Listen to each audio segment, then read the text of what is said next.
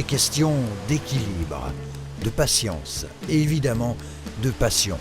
Au cœur de la vallée de Rochesson, entre Vanier et Sapois, le saut du Bouchot et sa cascade de 28 mètres offrent un terrain de jeu idéal aux promeneurs qui cherchent la fraîcheur, mais aussi à une discipline un peu particulière, le stone balancing, auquel ces deux hommes, les pieds dans l'eau, s'adonnent. L'équilibrage de pierre. Beaucoup de personnes se posent la question « Oh, c'est comme les cairns de montagne », mais ça n'a rien à voir avec un amas de pierre.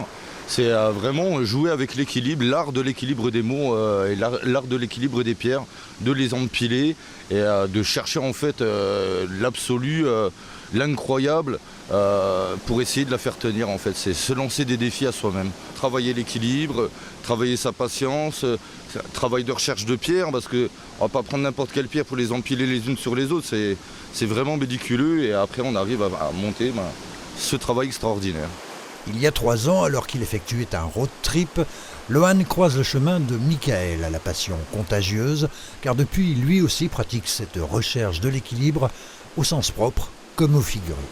J'ai quelque chose qui m'apaise quand je commence à poser les pierres, tout ça, je trouve ça très apaisant, très reposant, avec le bruit de l'eau, c'est magique quoi. Puis on essaie de faire un endroit qui est magique aussi derrière, c'est incroyable. Magie des lieux, magie de la discipline également, qui ne laisse pas insensibles ces promeneurs intrigués. Selon les formes, c'est assez surprenant de se dire ça tient, alors que par exemple un gros caillou d'une forme compliquée, on va dire, c'est impressionnant. Ça me fait penser au Népal, au stupa, mais de loin c'est super joli. Et on se demande comment ils tiennent les cailloux là. Je trouve ça vraiment sympa, le fait d'utiliser des éléments de la nature pour faire de l'art. Et aussi le fait que ce soit éphémère. Un jeu de la gravité qui a tout de même nécessité ici et à 4 mains 2 bonnes semaines de travail pour un résultat qui reste malgré tout très éphémère. Au moindre coup de vent, tout peut s'écrouler. Et puis cette pratique ancestrale qui consiste à prélever des pierres pour former ces piles en équilibre peut s'avérer néfaste pour le milieu naturel. Le stone balancing a donc été interdit dans certains parcs nationaux et zones protégées. On fait en sorte de faire attention de prendre les pierres qui ont été déjà ensoleillées pour la faune qui est en dessous, tout ça, parce qu'il peut y avoir les bébés crevisses, les choses comme ça qui sont en dessous.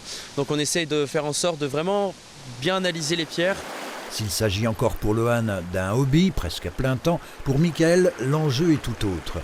Il prépare les championnats d'Europe qui ont lieu tous les ans en Écosse, ainsi que les mondiaux au Texas.